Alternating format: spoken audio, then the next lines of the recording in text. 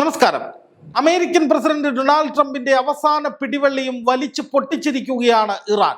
ലോക പോലീസ് പട്ടമൊക്കെ അഴിച്ചു വെക്കേണ്ടി വരുന്ന ദയനീയ അവസ്ഥയിലേക്ക് അമേരിക്ക അതിവേഗം എത്തപ്പെട്ടിരിക്കുന്നു. നെടുന്തൂൺ തന്നെയാണ് ഇറാൻ തകർത്തത്.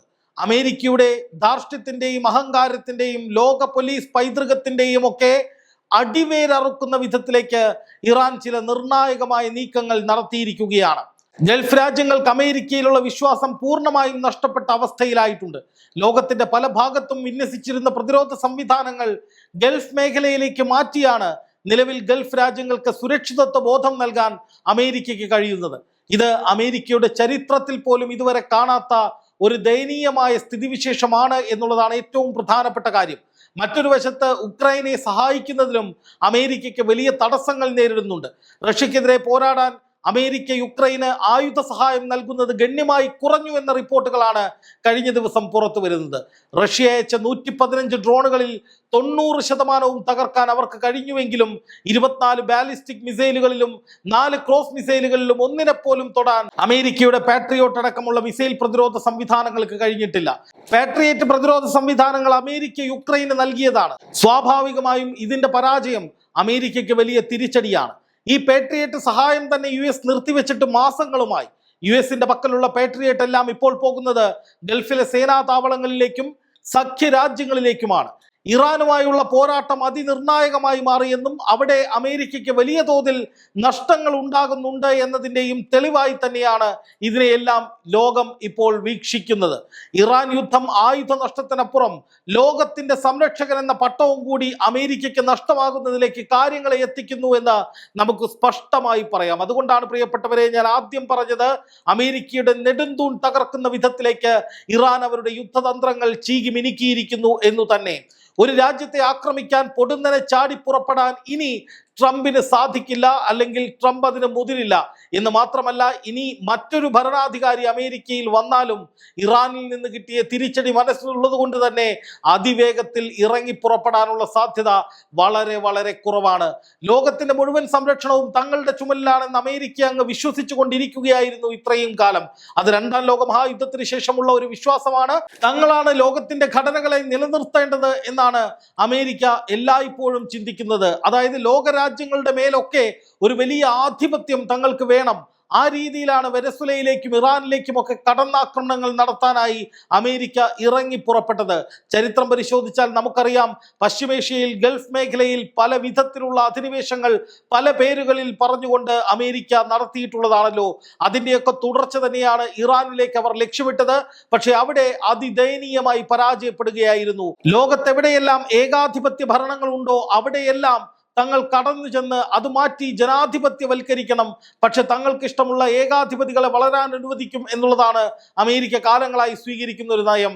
സദ്ദാം ഹുസൈൻ ഏകാധിപതിയായിരുന്നു, പക്ഷേ സദ്ദാം ഹുസൈനെ അമേരിക്ക വളരാൻ അനുവദിച്ചു. ഇറാനെതിരെ സദ്ദാം ഹുസൈനെ കൊണ്ട് യുദ്ധം ചെയ്യിപ്പിച്ചു. സദ്ദാമിനെ പിന്താങ്ങിയ യുദ്ധമെല്ലാം കഴിഞ്ഞ് സദ്ദാം ഹുസൈൻ വീണ്ടും ജീവിച്ചു. പിന്നീട് ഒരു ഘട്ടത്തിൽ സദ്ദാം ഹുസൈൻ അമേരിക്കൻ വിരുദ്ധതയിലേക്ക് നീങ്ങി. അങ്ങനെ സദ്ദാം ഹുസൈൻ അമേരിക്കയുടെ ശത്രുവായി. അങ്ങനെ അദ്ദേഹത്തെ വധിച്ചു. ഇപ്പോൾ ഏകാധിപത്യമല്ല ഇവിടെ വിഷയമെന്ന് നിങ്ങൾക്ക് മനസ്സിലായല്ലോ, ജനാധിപത്യമല്ല ഇവിടെ വിഷയമെന്ന് നിങ്ങൾക്ക് മനസ്സിലായല്ലോ. തങ്ങളോടൊപ്പം ചേർന്ന് നിൽക്കുന്നവരാരായാലും, അത് ജനാധിപത്യവാദിയായാലും ഏകാധിപത്യവാദിയായാലും ഇനി ലോകം കണ്ട ഏറ്റവും ക്രൂരനായ ഭരണാധികാരിയായാലും ഒരു കുഴപ്പവുമില്ല, തങ്ങൾക്കൊക്കെയാണ്. തങ്ങൾക്ക് വിരുദ്ധമായി നിൽക്കുന്നവരെ മാത്രമേ തങ്ങൾ എതിർക്കാറുള്ളൂ എന്ന ലൈനിലാണ് അമേരിക്ക കാലങ്ങളായി അവരുടെ നയങ്ങൾ എഴുതാറുള്ളത്. ജനാധിപത്യ ഘടനകളാണെങ്കിൽ പോലും തങ്ങൾക്കെതിരെ നിൽക്കുകയാണെങ്കിൽ തങ്ങൾ ആക്രമിക്കും എന്ന് അമേരിക്ക കാലങ്ങളായി തെളിയിക്കുന്നുണ്ട്. അതൊരു ഇരട്ടത്താപ്പ് തന്നെയാണ്. ആ ഇരട്ടത്താപ്പും എടുത്തുകൊണ്ടാണ് അവർ ഇറാനിലേക്ക് പോയത്. പക്ഷേ അവിടെ ചരിത്രത്തിൽ ഇതുവരെ കിട്ടാത്ത വിധത്തിലുള്ള ഏറ്റവും ഭയാനകമായ പ്രഹരം ട്രംപിനെയും സംഘത്തെയും തേടിയെത്തുകയായിരുന്നു. ഒരിക്കലും അവരത് പ്രതീക്ഷിച്ചിരുന്നില്ല. അവിടെയാണ് അമേരിക്കയ്ക്ക് അടിതെറ്റിയത്. സൈനിക ശക്തി ഉപയോഗിച്ചുകൊണ്ട് സമസ്ത രാജ്യങ്ങളെയും നിയന്ത്രിച്ചു നിർത്താം, എവിടെ പ്രശ്നമുണ്ടെങ്കിലും അവിടെ എത്താം. ഈ രീതിയിലാണ് പല രാജ്യങ്ങൾക്കും പണ്ട് മുതലേ അമേരിക്ക മുന്നറിയിപ്പ് നൽകുന്നത്, അല്ലെങ്കിൽ പല രാജ്യങ്ങളോടും അമേരിക്ക അങ്ങോട്ട് കയറി സഹായം ചെയ്യാമെന്ന് പറയുന്നത്. അതായത് ഐക്യരാഷ്ട്ര സംഘടനയെ വിലയില്ല, ഐക്യരാഷ്ട്ര സംഘടന പറയുന്ന കാര്യങ്ങളെ വിലവെക്കില്ല എന്ന് മാത്രമല്ല, അന്താരാഷ്ട്ര കരാറുകളോ അന്താരാഷ്ട്ര യുദ്ധ നിയമങ്ങളോ ഒന്നും തന്നെ ഇതുവരെ അമേരിക്ക ഇത്തരം വിഷയങ്ങളിൽ, തങ്ങൾക്ക് താല്പര്യമുള്ള വിഷയങ്ങളിൽ കണക്കിലെടുത്തിട്ടില്ല. ഇപ്പോൾ എന്തെങ്കിലും ഇടപെടലുകൾ ഹോർമുസിലോ ചെങ്കടലിലോ നടന്ന ആക്രമണങ്ങളിൽ അല്ലെങ്കിൽ ഇറാന് നേരെ നടന്ന ആക്രമണങ്ങളിൽ ഐക്യരാഷ്ട്ര സംഘടനയ്ക്ക് ചെയ്യാൻ കഴിഞ്ഞോ എന്നുള്ള ചോദ്യം ഉയരുന്നത് അവിടെയാണ്. കാരണം മറ്റെല്ലാ രാജ്യങ്ങളും ഐക്യരാഷ്ട്ര സംഘടനയെ അനുസരിക്കണം, അവിടെ വരുന്ന പ്രമേയങ്ങൾക്കനുസരിച്ച് നിലപാട് സ്വീകരിക്കണം എന്നൊക്കെ പറയുമ്പോഴും അമേരിക്കയും ഇസ്രായേലും ഒക്കെ ഇതിനൊക്കെ വിരുദ്ധമായി തോന്നിയവാസമാണ് ഇത്രയും കാലം ചെയ്തുകൊണ്ടിരുന്നത്. ഇതിനെല്ലാമുള്ള ചുട്ട പ്രഹരമാണ് ഇറാൻ ഇപ്പോൾ ഓരോ ദിവസം എന്നോണം നൽകിക്കൊണ്ടിരിക്കുന്നത് എന്നുള്ളതാണ് ഏറ്റവും പ്രധാനപ്പെട്ട കാര്യം. ഹോർമൂസിലെ പ്രശ്നങ്ങൾ പരിഹരിക്കാനും ഒരു വെടിനിർത്തൽ കരാറിലേക്ക് അല്ലെങ്കിൽ ഒരു വെടിനിർത്തലിലേക്ക് എല്ലാവരെയും പോകണമെന്ന് അഭ്യർത്ഥിക്കാൻ പോലും ഐക്യരാഷ്ട്ര സംഘടനയ്ക്ക് കഴിയാതെ വന്നപ്പോഴാണ് അമേരിക്ക നിശ്ചയിക്കുന്ന ഒരു ലോകക്രമമാണ് ഇതെന്നൊരു ധാരണ ലോകത്തിന് ഉണ്ടായപ്പോഴാണ് ഇറാൻ ശക്തമായ തിരിച്ചടി നൽകിയിരിക്കുന്നത്. അമേരിക്കയുടെ പ്രസിഡന്റായി ഡൊണാൾഡ് ട്രംപ് അവരോധിതനാകുമ്പോൾ ആദ്യം പറഞ്ഞ കാര്യങ്ങൾ ഏറ്റവും പ്രധാനപ്പെട്ടത് പുതിയ സംഘർഷങ്ങളിൽ ഞങ്ങൾ ഇടപെടില്ല എന്നുള്ളതായിരുന്നു.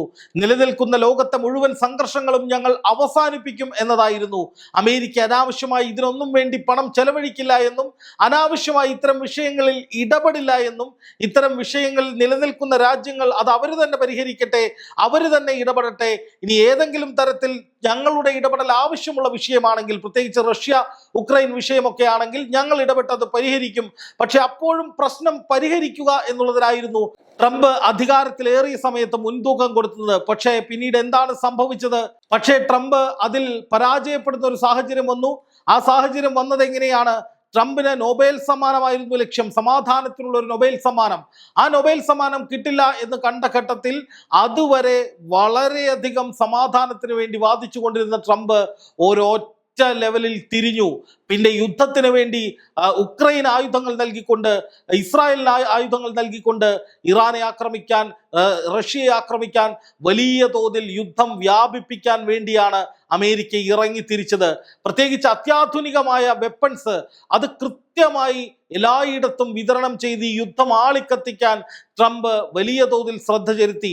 അതുപോലെ തന്നെ ഗൾഫ് രാജ്യങ്ങൾക്കുൾപ്പെടെ, ഉക്രൈൻ ഉൾപ്പെടെ പേട്രിയോട്ട് അടക്കമുള്ള സംവിധാനങ്ങൾ കൊടുത്തുകൊണ്ട് യുദ്ധക്കച്ചവടം ഊർജിതമാക്കാനും ഇതിനിടയിൽ അമേരിക്ക ശ്രമിച്ചു. പക്ഷെ ഒരു വശത്ത് യുദ്ധം ആളിക്കത്തിക്കുക, മറുവശത്ത് ആയുധങ്ങൾ വിറ്റഴിക്കുക, അതോടൊപ്പം സമാധാനം ചർച്ച ചെയ്യുക തുടങ്ങിയ ട്രംപിന്റെ സ്ഥിരം ഗിമ്മിക്കുകൾ അല്ലെങ്കിൽ അമേരിക്കയുടെ സ്ഥിരം കുതന്ത്രങ്ങൾ ഇത്തവണ എല്ലാവരും തിരിച്ചറിഞ്ഞു. അതുകൊണ്ട് തന്നെ ഗൾഫ് മേഖലയിൽ നിന്ന് അമേരിക്കയെ മാറ്റി നിർത്തുന്ന സാഹചര്യമുണ്ടായി. യൂറോപ്യൻ യൂണിയൻ അമേരിക്കയുമായി ഉടക്കുന്ന സാഹചര്യമുണ്ടായി. യുക്രൈൻ റഷ്യ യുദ്ധത്തിൽ പോലും അമേരിക്കയ്ക്ക് വല്ലാതെ മുഖം നഷ്ടപ്പെടുന്ന സാഹചര്യമുണ്ടായി. ഇപ്പോൾ അമേരിക്ക സമാധാനത്തെക്കുറിച്ച് പറഞ്ഞു തുടങ്ങിയിരിക്കുകയാണ്. ഡീൽ ഡീൽ ഡീൽ ഇറാൻ എന്നാണ് പറയുന്നത്. ഇറാൻ ഡീൽ ആഗ്രഹിക്കുന്നു, ഇറാൻ കേണപേക്ഷിക്കുന്നു എന്നൊക്കെ ചുമ്മാ വമ്പ് പറഞ്ഞുകൊണ്ട് ഉള്ളിലെ അപകർഷതാബോധം എങ്ങനെയെങ്കിലും മാറ്റാൻ വേണ്ടിയാണ് ഇപ്പോൾ ട്രംപ് ശ്രമിക്കുന്നത്. ഇറാൻ പറയുന്നത് നോക്കുക, ഒരു തരത്തിലുള്ള ഡീലിനും ഞങ്ങൾ തയ്യാറല്ല.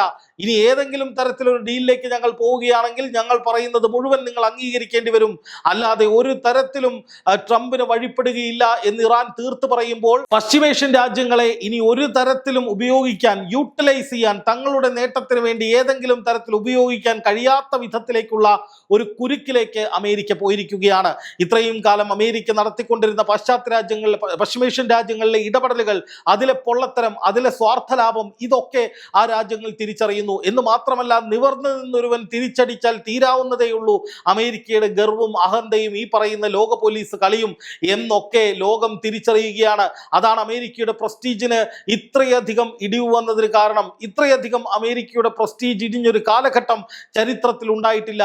വിയറ്റ്നാം യുദ്ധം അതൊരൊറ്റപ്പെട്ട യുദ്ധമായിരുന്നു. വിയറ്റ്നാമിന് പുറത്ത് അത് കാര്യമായി മാറിയിട്ടില്ല. അതൊരു വലിയ മേഖലാ യുദ്ധമായി മാറിയില്ല. വിയറ്റ്നാമിൽ അമേരിക്കയ്ക്ക് പരാജയം സംഭവിച്ചു. അത് ടോപ്പോഗ്രാഫിക്കൽ പ്രത്യേകത കൊണ്ടാണ്, അമേരിക്കയുടെ കാൽക്കുലേഷനിൽ വന്ന പിശക് കൊണ്ടാണ്. വിയറ്റ്നാം എന്ന രാജ്യത്തിന്റെ പോരാളികളുടെ ആത്മവീര്യത്തെ അല്ലെങ്കിൽ ഗറില്ല യുദ്ധമുറയെ അമേരിക്ക അണ്ടർ എസ്റ്റിമേറ്റ് ചെയ്തു. അതുപോലെ തന്നെയാണ് ഇറാനിലും സംഭവിച്ചത്. ഇറാന്റെ കരുത്തിനെ അമേരിക്ക അണ്ടർ എസ്റ്റിമേറ്റ് ചെയ്തു. ഇറാന്റെ പരമോന്നത നേതാവിനെയും കൂടെയുള്ള കുറെ പേരെയും വധിച്ചു കഴിഞ്ഞാൽ ഇറാൻ ആ നിമിഷം ആയുധം വെച്ച് കീഴടങ്ങുമെന്ന് അമേരിക്ക ചിന്തിച്ചു. അത് തെറ്റായിപ്പോയി. ട്രംപിന്റെ ഉപദേശകർക്ക് അവിടെ വലിയ പാളിച്ചയും സംഭവിച്ചു. എന്തായാലും ഇപ്പോൾ അമേരിക്ക എത്തപ്പെട്ടിരിക്കുന്നത് ഗുരുതരമായ പ്രതിസന്ധിയിലാണ് എന്ന് തന്നെ വേണം പറയാൻ. അമേരിക്കയുടെ ലോക പോലീസ് പട്ടം നഷ്ടമാവുകയാണ്. ഒപ്പം മറ്റുള്ളവരെ മാനിപ്പുലേറ്റ് ചെയ്ത് സ്വന്തം കാര്യങ്ങൾ നേടിയെടുക്കുക എന്ന നിലയിലുള്ള ട്രംപിന്റെ അല്ലെങ്കിൽ അമേരിക്കൻ പ്രസിഡന്റിന്റെ തന്ത്രങ്ങൾ ഒന്നൊന്നായി കയ്യോടെ പിടിച്ച് പൊളിക്കുന്ന സാഹചര്യമാണ് ഇപ്പോൾ നിലനിൽക്കുന്നത്. അതുകൊണ്ട് തന്നെയാണ് ഞാൻ പറഞ്ഞത്, നേരത്തെ ഇറാൻ നിവർന്നു നിന്ന് അടി തുടങ്ങിയതോടെ അമേരിക്കയുടെ നെടുന്തൂണാണ് തകർന്നു പോയത്, പിടിവള്ളിയാണ് ഇല്ലാതായത്. ഇനി ലോകത്തെ അങ്ങനെ അങ്ങ് എളുപ്പത്തിൽ നിയന്ത്രിക്കാൻ കഴിയുമെന്ന ധാരണ അമേരിക്കയ്ക്ക് വേണ്ട എന്ന നിലയിലേക്ക് കാര്യങ്ങൾ എത്തിയിരിക്കുന്നു.